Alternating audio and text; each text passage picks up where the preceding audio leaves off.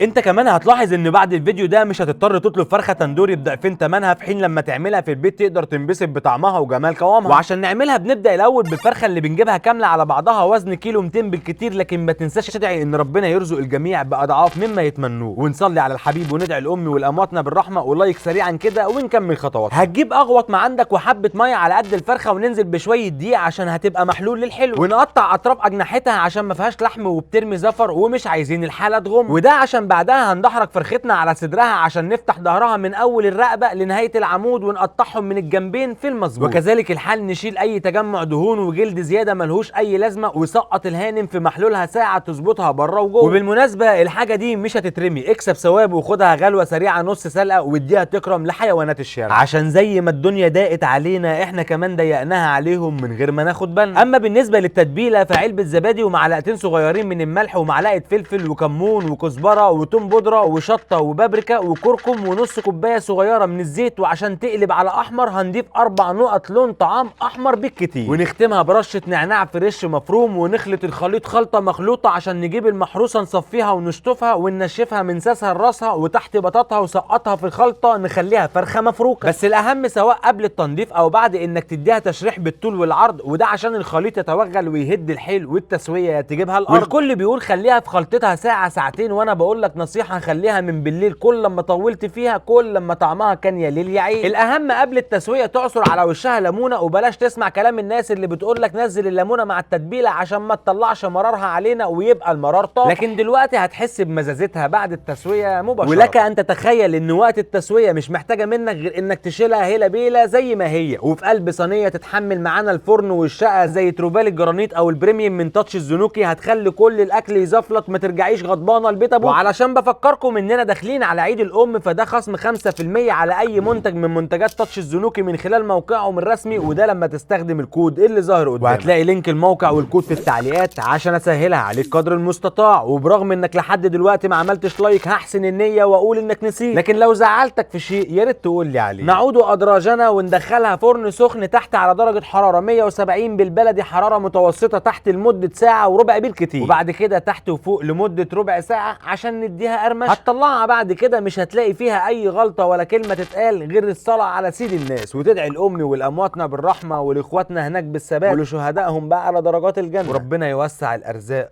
اللهم امين.